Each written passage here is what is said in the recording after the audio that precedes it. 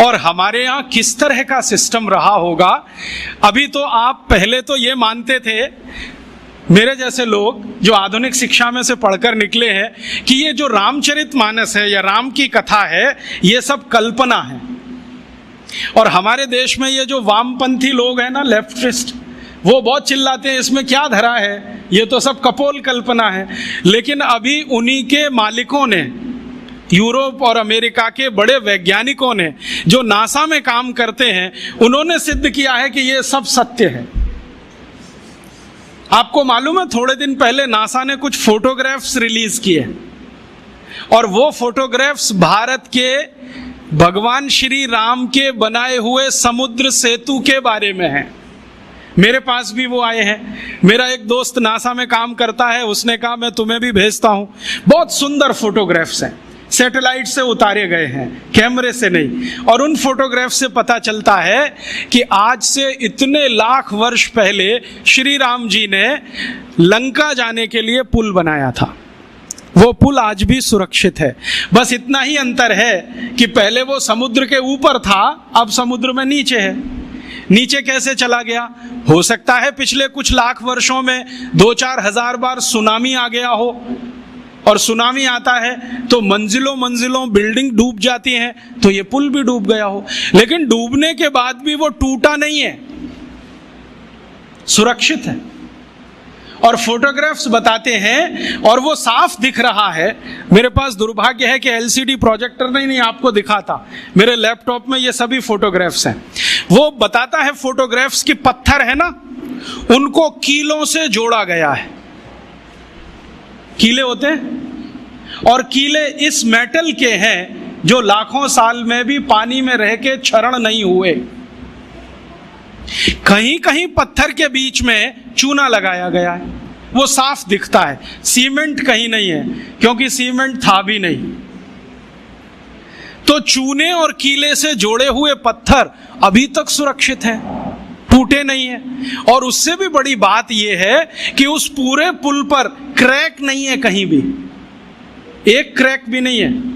हम सीमेंट की अच्छी से अच्छी बिल्डिंग बनाते हैं और आरसीसी का लेंटर डालते हैं, 2-4 साल में ही क्रैक्स आ जाते हैं, लेकिन उसमें कोई क्रैक भी नहीं है। और उसकी एक और बड़ी विशेषता है कि वो पुल जो है ना, जेड शेप में है पूरा।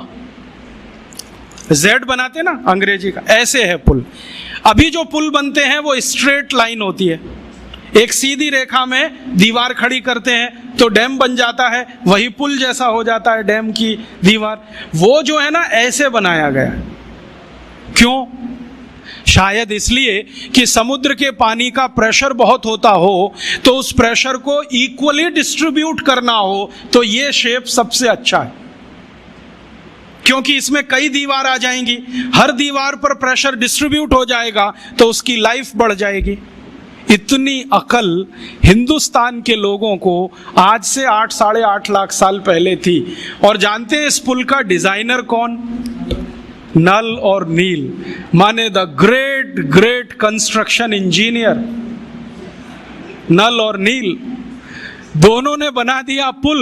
और अब नासा कहता है कि दुनिया को पुल बनाने की टेक्नोलॉजी शायद भारत से ही गई होगी, क्योंकि इसके पहले दुनिया में कोई पुल बना था, उसका कोई रिकॉर्ड नहीं मिलता। तो अब उस पुल पर से जाकर राम की सेना वापस आई। नल और नील और राम का एक संवाद है रघुवंशम में। नल नील कह रहे हैं कि हम पुल बना देंगे, आप परेशान मत होइए, पत्थर की मदद से बना देंगे। राम पूछ रहे हैं ये समुद्र के पानी में पत्थर तैरेंगे कैसे? उन्होंने कहा वो आपकी चिंता नहीं, हमारी है, क्योंकि हाइड्रोलिक्स हम समझते हैं, आप नहीं समझते। हाँ, वो ऐसे ही बोलते हैं। तो रघुवंशम में तो वो बराबर बात करते हैं। रामचरितमानस में तो सभी पात्र जो है ना, राम को भगवान मानते हैं, इसलिए बात ही नहीं करते। वाल्मीकि रामायण में, कंब रामायण में, रघुवंशम में सभी पात्र बराबर बात कर रहे हैं, क्योंकि वो सहयोगी हैं। तो वो राम को समझा रहे हैं कि इसकी चिंता आप मत करो, हम कर देंगे। राम पूछ रहे हैं तुम्हारे पास तकनीकी क्या है? तो उन्होंने कहा हम पहले नाव डुबोएंगे, पत्थर ले लेके नावों को डुबोएंगे, डूबते डूबते वो ऊपर तक आएगी, तब कंस्ट्रक्शन शुरू करेंगे। कितना दिन लगेगा? उन्होंने कहा जो लगे सो लगे, लेकिन पुल बना देंगे। तो राम जी पूछ रहे हैं कि ये पुल बनेगा तो जाएंगे तो सही, लौट के आएंगे कि नहीं? तो उन्होंने कहा आपको मैं एक गारंटी दे सकता हूं कि अपनी सेना जो जाएगी वो तो लौट के आएगी, जो रावण की सेना इस पुल पर आई तो ये डूब जाएगा। कैसे डूब जाएगा? तो वो कह रहे हैं कि हमने इसका जो हिसाब निकाला है ना पूरा, आपकी सेना में तो सब बानर हैं। हाँ, और बानर जब चलते हैं ना तो मिनिमम प्रेशर डालते हैं जमीन पर।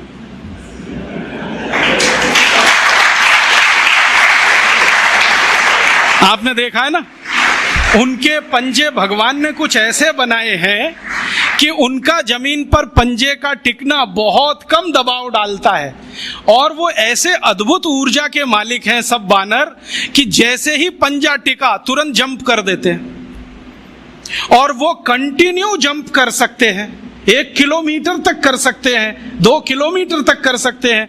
तो नल नील कह रहे हैं कि हमने पुल का डिजाइन ऐसा रखा है कि ये बानर जंप करके तो निकल जाएंगे सबके सब, जो रावण की सेना आई तो ये डूब जाएगा, क्योंकि रावण की सेना में सब राक्षस हैं, राक्षस शरीर में भारी हैं, भारी होने के साथ दबाव ज्यादा डालते हैं, तो ये पुल टूट जाएगा, वो मर जाएंगे। इसलिए युद्ध में हम विजयी होंगे, हारने का चांस नहीं। इस क्वालिटी की चीजें हैं। अब ये क्वालिटी किसी देश में आई हो तो मैं मान सकता हूं कि उस पुल को बनाने का मटेरियल उस जमाने में रहा हो, और उस पुल को बनाने वाले जो लोग रहे, नल नील जैसे पता नहीं कितने, उनको और भी बहुत कुछ ज्ञान आता हो, क्योंकि पुल बनाने में जो उन्होंने चूना घिसा है उसमें कई तरह की जड़ी बूटियां भी मिलाई गई, उनको जड़ी बूटियों का भी ज्ञान हो। तो इससे यह सिद्ध होता है कि उस जमाने का कंस्ट्रक्शन इंजीनियर जड़ी बूटियों का भी ज्ञाता होता होगा, हो सकता है आयुर्वेद भी उसको आता होगा। और राम की सेना में तो वैद्य सुषेण तो मुख्य वैद्य हैं, लेकिन राम जी की सेना में तो थोड़ी बहुत वैद्य की सब कर लेते, सीता जी भी कर लेती, उनको भी जड़ी बूटियों का ज्ञान, लक्ष्मण भी कर लेते हैं, राम खुद सीख गए हैं बहुत कुछ।